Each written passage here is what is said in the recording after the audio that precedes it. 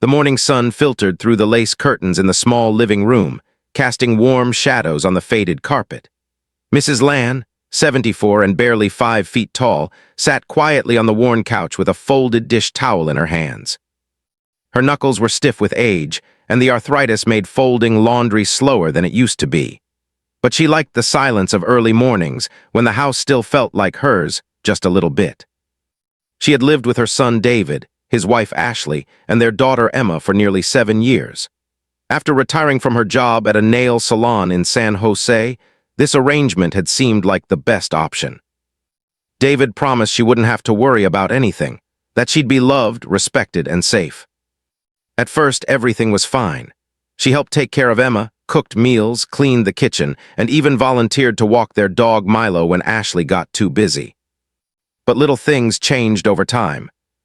Ashley grew cold, not in words, but in glances, in sighs that lingered too long, in whispers behind doors. David began spending longer hours at work, rarely joining meals, his words to her clipped and distant. She tried not to take it personally. "They're young, they're stressed. I'm lucky to live here," she often reminded herself. Still, there were days when she felt like a guest in her own son's home. Not a mother, just an old woman occupying space. That Saturday morning started like any other. She made congee for herself, quietly humming a song from her youth, one her own mother used to sing while boiling water over a wood stove back in Vietnam. She sliced ginger with steady hands, though the blade was a bit dull. The kitchen clock ticked softly, keeping rhythm with her quiet thoughts. The front door creaked open, and in came Emma, bouncing with excitement. "Grandma, it's almost my birthday," she shouted, throwing her backpack to the floor. Mrs. Lan smiled, wiping her hands on her apron. "Yes, my darling, 13 already, such a big girl." Emma grinned and twirled. "Daddy and Mommy said they're getting me a new iPhone. It's the newest one with the best camera." Mrs. Lan nodded, unsure how to respond. She had never owned a smartphone herself. "Mommy said everyone is pitching in. Even you," Emma added so casually before running upstairs. Mrs. Lan stood frozen, her heart sinking slightly into her chest. Later that afternoon, Ashley cornered her in the kitchen. Her tone was sweet, but her words were sharp-edged. "So, Emma mentioned you'd be contributing to the phone." Mrs. Lan fumbled with the teacup in her hand. "I didn't know. I don't really have much, Ashley." Ashley's smile thinned. "Well, we've already told her you would. It's just $300. You've been living here rent-free, haven't you?" That last sentence pierced deeper than she expected. She wanted to say she had offered to pay rent many times, that she cooked, cleaned, cared for their daughter, and never asked for anything. But her throat closed up. Instead, she nodded softly. "I'll see what I can do." That night, she opened the worn zipper pouch where she kept her savings. $63.25. That was all she had left after groceries and prescriptions. She stared at the bills, as though willing them to multiply. Then she folded them carefully and tucked them back in, sighing so deeply it felt like her ribs might cave in. She didn't sleep much that night. She lay awake, staring at the ceiling fan spinning slowly above her, wondering when love had become conditional, when motherhood had turned into a transaction. The next morning was unusually quiet. When she stepped into the living room, a small duffel bag sat on the coffee table. Her cardigan and shoes had been neatly placed beside it. David stood near the door, avoiding her eyes. Ashley leaned against the wall, arms folded. "Mom, we've been talking, and maybe it's time you consider other arrangements." Mrs. Lan's ears rang. She wasn't sure she heard right. "Other arrangements?" she whispered, her voice barely above breath. "You said you couldn't contribute," Ashley shrugged. "And honestly, it's becoming a bit crowded here. Emma needs her space. She's a teenager now." David shifted uncomfortably. "Maybe just for a little while, just until you get back on your feet." She looked at her son, trying to read his face, but it was blank, a wall she couldn't climb. "I have nowhere to go," she said, gripping the strap of her bag. "This is my home." Ashley snorted. "It's our home, and we've done our part." Mrs. Lan didn't cry, not then. She walked out with her bag, her shoes too loose, her hands trembling only slightly. The front door shut behind her with a quiet finality. She stood on the sidewalk, dazed. The morning air was brisk. A neighbor across the street waved, unaware that anything was wrong. Mrs. Land managed a weak smile and turned down the block. Her entire life fit into one bag and one cardigan. Her past, her sacrifices, her story. And now, she was just a silhouette against the suburban sky. It just kept moving, swallowing stories like hers without a second thought. Mrs. Land sat on a cold metal bench near the local bus stop, her duffel bag pressed against her feet like a loyal dog. She held a styrofoam cup of lukewarm coffee in both hands, sipping slowly as wind curled around her thin coat. The paper sleeve on the cup said, "Have a great day," but the words felt almost cruel. She hadn't spoken to anyone since stepping out of her son's house, or, as she now realized, his house. She watched people pass, a man in a suit tapping on his phone, a mother pulling her toddler toward a nearby store.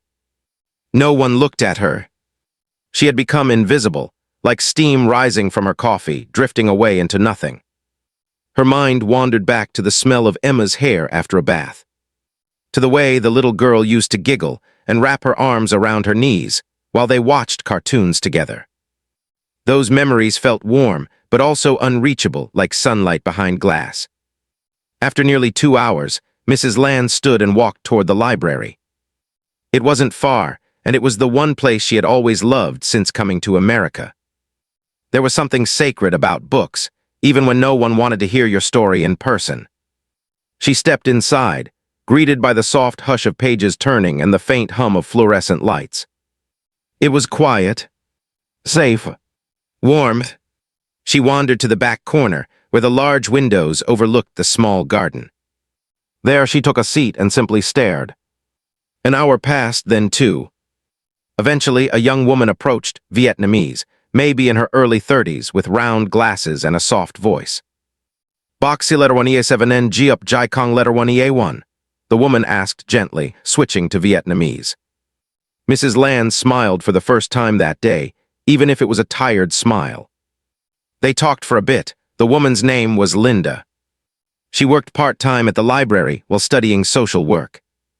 Mrs. Land didn't go into detail, but she said she didn't have a place to stay tonight. Linda's eyes flickered with concern. "I know somewhere," she said after a pause. "It's a day shelter, not much, but safe." Mrs. Land hesitated.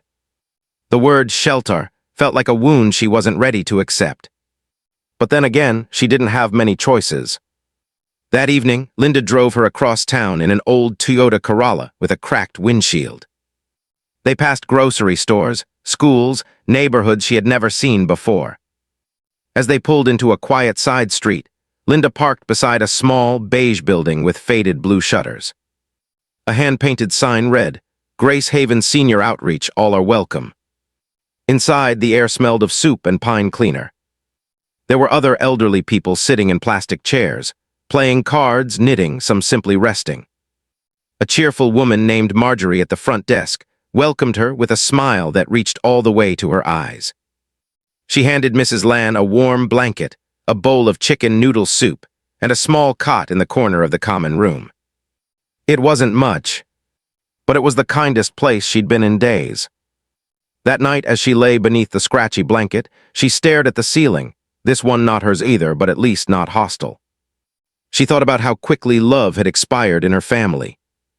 Not with a scream, not with betrayal, but with silence, with indifference. And in the end, with a quiet eviction masked in polite phrases. In the morning, she woke before anyone else. Her body ached from the cot, but she was grateful.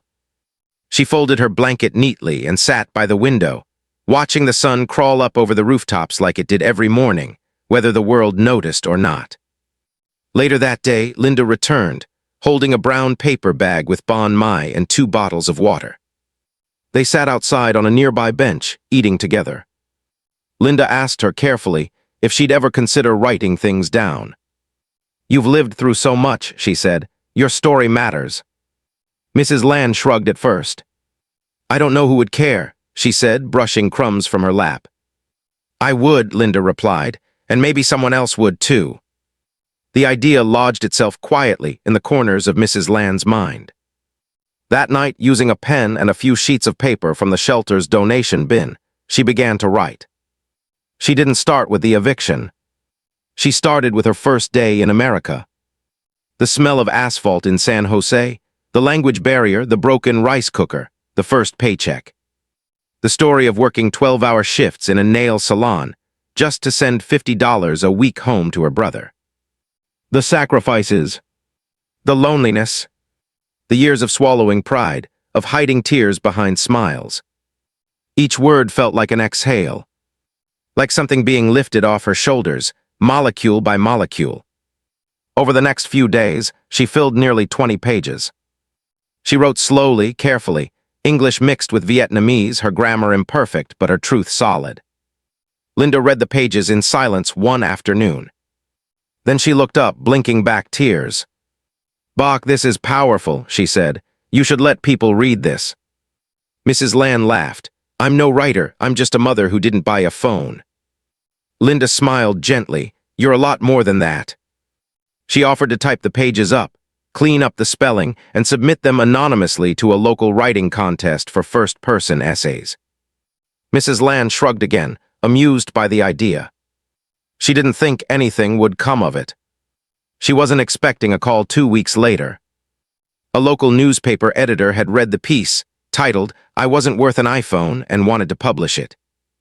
Not on the back page, not in fine print, but on the Sunday front page. Mrs. Lan was stunned.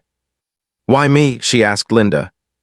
Linda only said, "Because your story is everyone's mother's story, and no one's at the same time." They didn't print her name, only her age and the opening line of her essay. "They asked me to leave because I couldn't afford to buy my granddaughter a phone." Within days, the story spread across social media. People reposted it, raged about it, cried over it. Some disbelieved it, some said it couldn't happen in a real family. But others, thousands of them, said, "This happened to my aunt," or "My grandma went through this too." Mrs. Lan remained at Grace Haven, not really understanding the wave she had set off. She still ate her soup, folded her blankets, and walked quietly to the library each afternoon. But something had shifted. People began to send letters to the shelter, addressed to the mother in the essay. Handwritten notes, poems, drawings from schoolchildren. One man sent a bouquet with a card that said, "You remind me of my mom. I wish I had treated her better." Mrs. Lan read every note, saving them in a shoebox under her cot. But what she didn't know, what she couldn't have imagined, was that one of those posts had reached someone very unexpected. Someone who once sat at her dining table, who had once slept curled against her chest. Someone who remembered a different version of her. Emma. The video popped up on Emma's feed between a dance tutorial and a makeup haul. She was lying on her bed, her iPhone balanced on her stomach, idly scrolling after school. The title of the video read, "Asian grandma kicked out for not paying for iPhone." Her words broke me.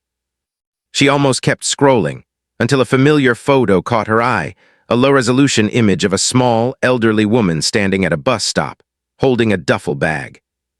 Something about her posture, about the cardigan on her shoulders and the tired way her head tilted, made Emma freeze.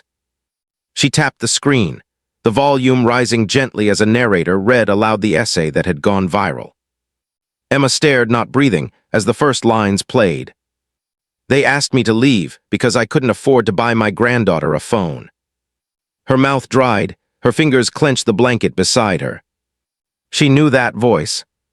She knew that cardigan. She knew deep down, even before the screen faded to a grainy video of an old woman writing by a library window, that the story was about her grandmother. Ba-in letter 1E-D9I. She hadn't seen her in over 2 months. Her parents rarely spoke of her now, and when they did, it was in hushed tones or short phrases like "she's fine," or "she wanted space." Emma had believed them. Or at least she hadn't asked questions. Until now. Now, watching the video with her own face reflected faintly on the screen, guilt began to rise in her chest like an ocean swelling beneath a storm. She remembered the birthday. The cake, the decorations, the friends laughing as she opened her brand new phone. She remembered asking her grandma if she had chipped in, too. She remembered how her grandma had smiled gently and said, "I gave you something else. I love you every day." At the time, Emma had laughed it off. Now that sentence felt like a wound. She turned off the video and sat up, her heart pounding like a drum. She needed answers. Downstairs, her mom was cooking dinner while her dad watched TV, his eyes glued to a football game. Emma stood in the doorway, phone clutched tightly in her hand. "Is this real?" she asked, voice shaking. Ashley looked up. "What, honey?" "This," Emma held out the phone, the paused video still on the screen. "Is this about Grandma?" Her parents exchanged a glance. David sighed, rubbing his forehead. "Emma, that's complicated. Did you kick her out because she couldn't buy me a phone?" The silence that followed was louder than any shout. Ashley turned off the stove. "We didn't kick her out, we just needed space," she said carefully.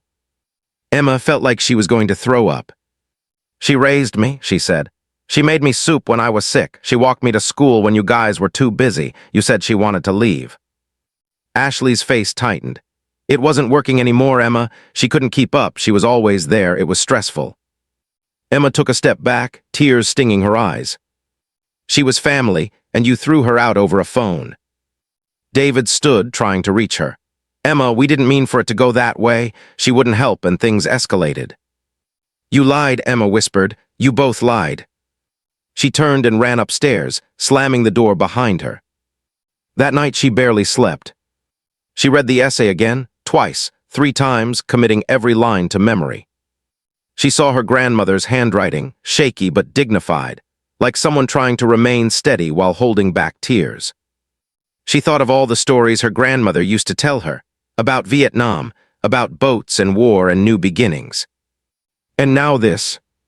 By morning, Emma had made a decision. She searched online and found the address for Grace Haven Senior Outreach, the place mentioned in the article's caption. It was across town, but she could get there. She emptied the allowance money from her jar, enough for a rideshare trip both ways. She told her mom she had study group. Ashley didn't question it. At 3:45 p.m., she was dropped off in front of the small beige building with the blue shutters. Her hands trembled as she walked through the front door, her backpack slung awkwardly over one shoulder. Inside, the air was warm and smelled faintly of lavender. An elderly woman sat knitting by the window. 2 men played checkers in the corner. At the reception desk, a young woman with glasses looked up and smiled. "Can I help you?" Emma swallowed hard. "I'm looking for my grandma," she said softly. "Her name is Lan." The woman's expression shifted, her smile softening. "You must be Emma." Emma blinked. "How did you?" "She talks about you a lot." The woman led her down a short hallway and paused in front of a door. "She's resting. I'll give you a minute." Emma nodded. She opened the door quietly. Inside was a modest room, a bed, a shelf, a small desk by the window. And there, sitting in a rocking chair with a book in her lap, was her grandmother. Emma didn't recognize how much smaller she looked until now. How her shoulders curved forward, how her hair had gone completely white. But when their eyes met, Mrs. Lan stood slowly, the book falling from her lap. "Emma." Emma burst into tears and ran into her arms. They held each other for what felt like forever. "I'm so sorry," Emma choked out. "I didn't know, I didn't understand." Mrs. Lan didn't speak for a long time. She simply held her tighter. Then finally, in a whisper, she said, "I missed you, Con Guy." They sat together by the window. Emma told her everything, the video, the essay, the confrontation. Mrs. Lan listened quietly, stroking her granddaughter's hand. "I never wanted you to feel guilty," she said gently. "I only wanted you to be happy." Emma shook her head. "But I want you to be happy too." They made a promise to write each other every week. Emma took a photo with her, right there by the window, a real photo, not a filtered one. Before she left, she placed her own phone in her grandmother's hands. "You don't have to use it, but it's not because I want anything. It's because I want to hear your voice whenever I want." Mrs. Lan looked at the device, then at her granddaughter, and smiled, the same smile she used to wear on Emma's first days of school. That night, as Emma returned home, her heart still heavy but lighter than before, she began drafting her own story. The story of a girl who thought a phone mattered more than presence. Until she learned that presence, real, patient, loving presence, was everything. Emma's visit marked a quiet transformation in Mrs. Land's world. For the first time in weeks, her mornings began with hope instead of habit. She would sit by the window before breakfast, flipping through the pages of a small leather-bound notebook Emma had gifted her. Inside were sticky notes in bright colors, reminders to drink water, quotes about love, and silly doodles of animals holding smartphones. Every time she saw one, Mrs. Land chuckled softly to herself. She felt seen again, not by the world, but by the person who mattered most. Emma called twice a week after school, her voice bouncing through the speaker of the phone like sunlight through glass. They didn't talk about the past often. Instead, they talked about math homework, about books, about Emma's dreams of becoming a writer. And sometimes they talked about food. "Grandma, I miss your sweet rice cakes," Emma would say, and Mrs. Land would smile with tears in her eyes. One afternoon, Linda stopped by the library desk with an envelope in her hand. "It's from the newspaper," she said, eyes wide. "You might want to read it."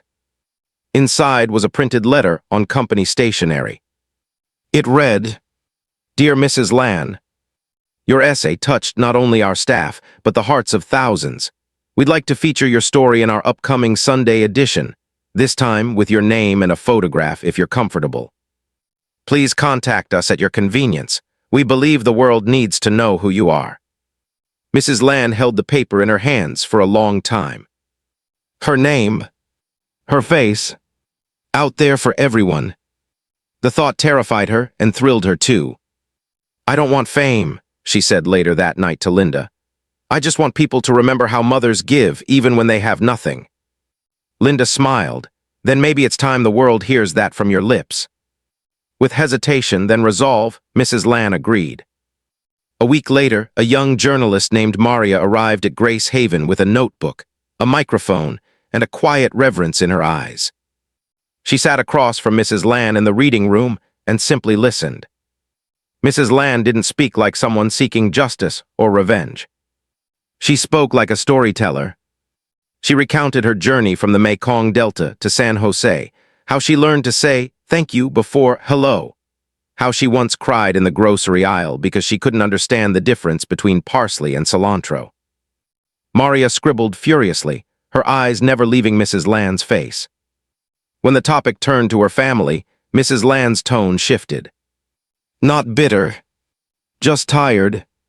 I gave them everything I had," she said softly. "But the world teaches people that love is expensive, that if you can't give a gift, you have no value." She looked out the window then, at the pale pink of evening settling over the street. "But I've learned something since I left. Some things are louder in silence. Some love shines brighter after it's ignored." The interview was published under the title, "The Price of a Phone, the Cost of a Mother." It ran on the front page of the Sunday paper, next to a photo of Mrs. Land sitting by the window with her notebook and a cup of tea. Within hours, emails flooded the inbox of Grace Haven. Strangers wrote from as far as Ohio and New York. Some shared stories of their own parents, of missed chances, of guilt that never left. Others asked how they could help. A man from Minnesota offered to donate 5 brand new iPhones to the shelter, in case anyone else ever gets thrown away over something so stupid. A woman from Florida asked if Mrs. Land would accept a paid speaking engagement at her university. The director of Grace Haven called an emergency meeting. "This is unprecedented," she said. "We've never had attention like this, and it's all because of her." But Mrs. Land, when told of the outpouring, simply shook her head. "I don't want to be famous," she said again. "I want to be useful." That afternoon, she sat in the common room with a group of residents and offered to teach them how to write letters to their families. Some hadn't spoken to their children in years. Others had grandkids they had never met. Mrs. Land brought pens, paper, and cookies. "No regrets," she told them. "Just stories, just love." Her workshop became a weekly tradition, and soon people called it Land's Letters. Even the staff began to join, writing to their own parents overseas, remembering that words could still heal wounds. Meanwhile, Emma did something unexpected. She wrote an article of her own. It was short, just 600 words, and she submitted it to her school newsletter. The title was, "What I Forgot About My Grandma." She described Mrs. Land's quiet strength, her cooking, the smell of peppermint oil in her hugs. She ended the article with, "We measured her worth in dollars, but she gave us everything for free." The story spread across the school, then the district, and eventually caught the attention of a local nonprofit promoting intergenerational literacy. They invited Emma to speak at a youth conference, and she accepted. In her speech, she stood on stage in a trembling voice and said, "I forgot who taught me how to be gentle. Now I remember." Mrs. Land sat in the front row, her hands clasped, her eyes brimming with tears. After the event, Emma ran to her, laughing through sobs, and whispered, "I want to live with you, even if it's a small place, just us." Mrs. Land stroked her cheek. "I'd love that," she said, "but only if your parents understand too." That conversation took time. It took patience. But eventually, even David came to Grace Haven. He brought flowers and shame in his eyes. He sat with his mother in the garden and said, "I forgot how to be your son. I thought giving you a room was enough, but I never gave you the room to speak." Mrs. Land didn't forgive him immediately. But she let him pour tea. Let him stay. Let him say, "I'm sorry," more than once. And somehow it began to stitch the space between them. She told him, "I don't need you to buy me anything. I just need you to remember that I'm still your mother." He nodded, head low. "I remember," he said, "I promise." By late autumn, Grace Haven had changed. The little shelter that once housed a quiet rotation of forgotten elders had become a place of stories, voices, and light. People came from all over the county just to sit with Mrs. Land. Some brought flowers, others brought nothing but tears and a need to talk. She listened to them all, her presence calm and unshaken, like a tree that had weathered too many storms to be moved by rain. The local high school sent students to volunteer on Saturdays. Emma came every week, carrying baked goods she had made with her grandmother's recipes. Together, they taught the younger generation how to address an envelope, how to write something honest, and how to listen without interruption. Mrs. Land had never intended to become a symbol. She didn't want praise. But as her name appeared in articles, podcasts, and even national news segments, she realized her silence had once allowed others to speak over her, and now her voice was helping others find their own. One Tuesday morning, as golden leaves scattered across the sidewalk, she received a letter from a publishing house in New York. The editor, a second-generation immigrant herself, had read the essay and the follow-up articles. She wanted to publish Mrs. Land's story, not as a pity piece, but as a book. A memoir written in your own voice, with your own hands, the letter read. At first, Mrs. Land laughed at the idea. She was a nail technician, a mother, a grandmother, not a writer. But Linda gently placed the letter in her hands and said, "You've been writing all along." So she began. Page by page, morning by morning, she wrote. Not just about the iPhone, not just about the eviction, but about everything that came before, the rice fields of her childhood, the refugee boat, the cramped apartment in Little Saigon, the smell of nail polish and exhaustion. She wrote about David as a boy, wide-eyed and always hungry. She wrote about her late husband, quiet and stern, who once fixed a broken radio using a paperclip and a prayer. She wrote about loneliness and laughter, and the way American winters never got into your bones the way Vietnamese rain did. Emma helped her type the pages one by one into an old laptop borrowed from the shelter. They argued sometimes over phrasing. Emma wanted her to be poetic. Mrs. Land insisted on being clear. "I'm not trying to impress," she said. "I'm trying to tell the truth." The book took 5 months. When the manuscript was finished, it was titled, "Worth More Than a Phone." The publisher loved it. They didn't ask for revisions. They only asked for a photograph of Mrs. Land for the back cover. She chose one that Emma had taken, her sitting on the bench in front of Grace Haven, holding a pen like it was a paintbrush. When the book was released, it sold out in 3 days. Bookstores ran out of copies. Libraries made waiting lists, Even universities began adding it to their reading curriculum under modern family, culture, and identity. But more than that, something else happened. People started writing again. Letters poured into Grace Haven from people young and old. "I read your story," one began, "and I called my mother for the first time in 7 years." Another wrote, "I never understood why my grandmother looked so sad when we handed her gift cards. Now I know, she just wanted time."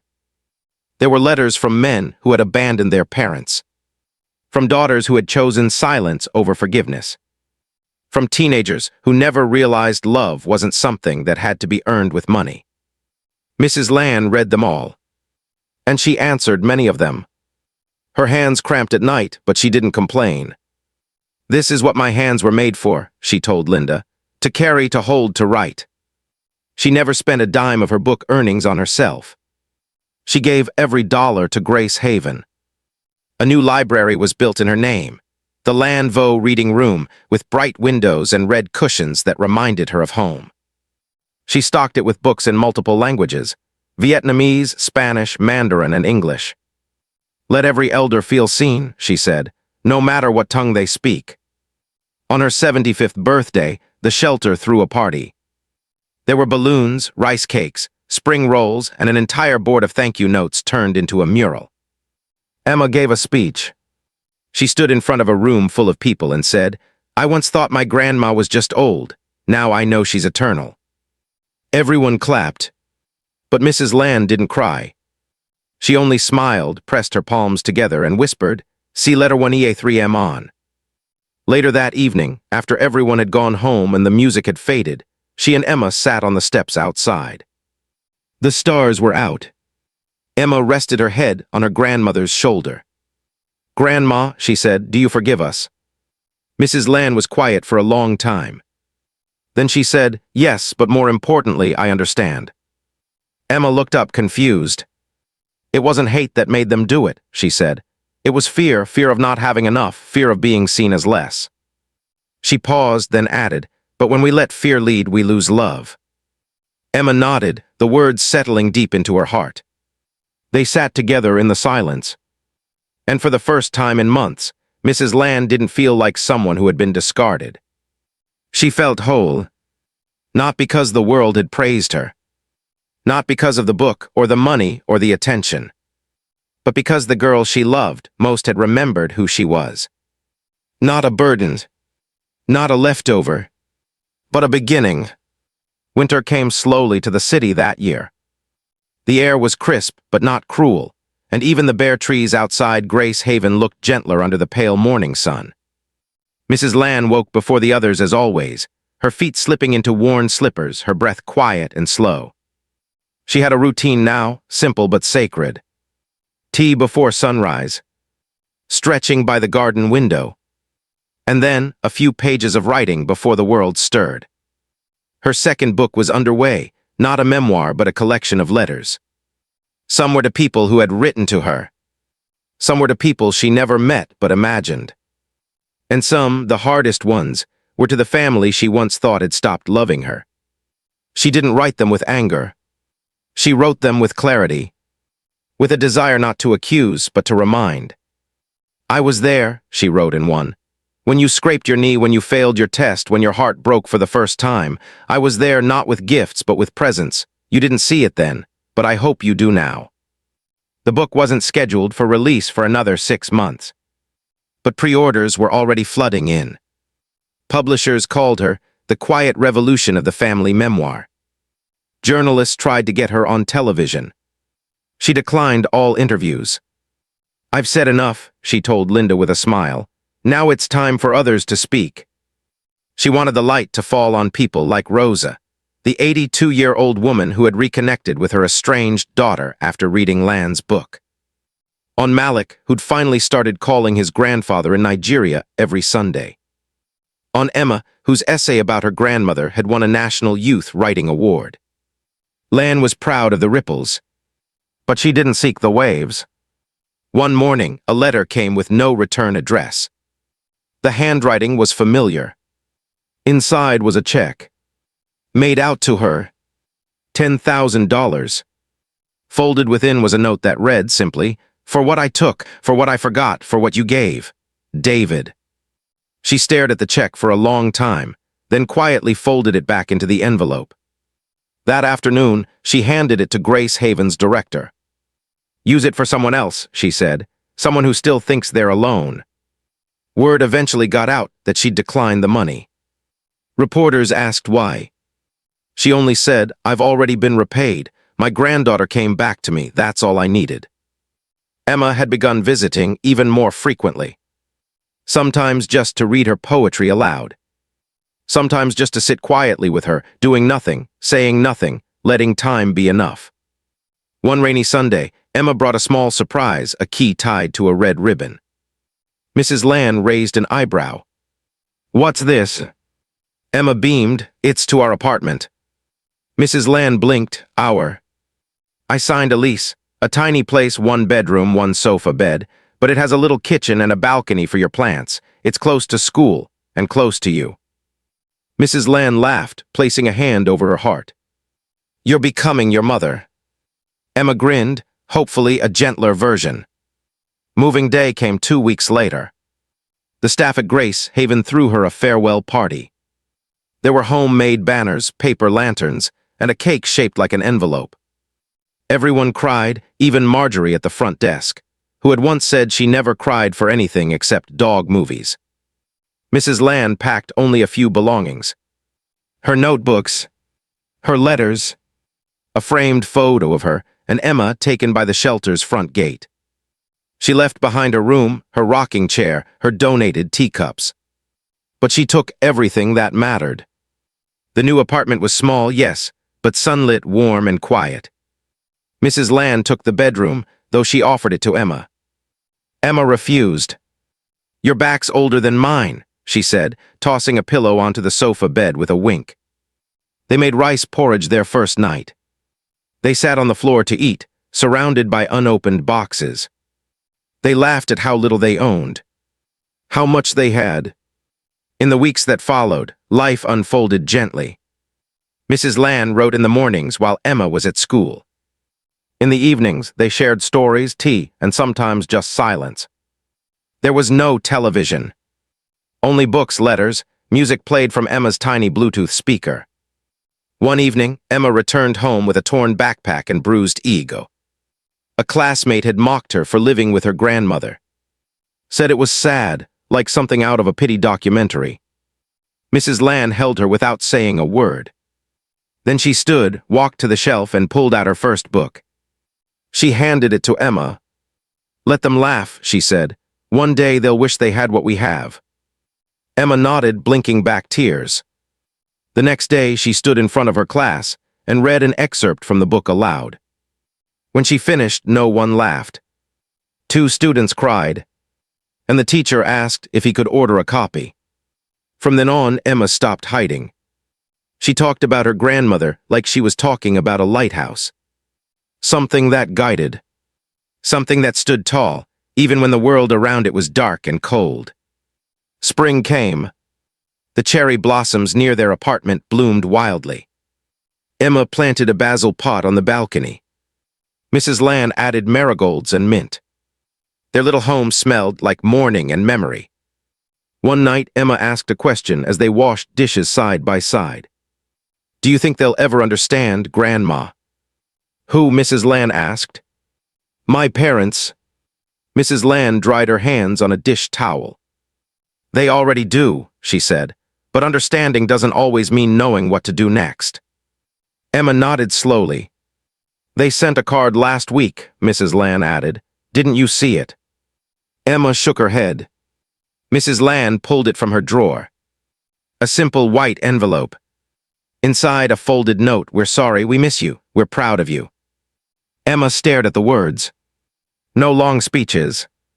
Just enough. They didn't visit. Not yet. But sometimes healing starts quietly. Sometimes it takes time. Mrs. Land believed in time. She believed in patience. She believed in tea left to steep, stories left to settle, and hearts left to mend on their own schedules. The final chapter of her second book ended with these lines. Love isn't what you say in the beginning. It's what you whisper at the end when you think no one's listening and someone still hears you. And Emma, she listened. Always.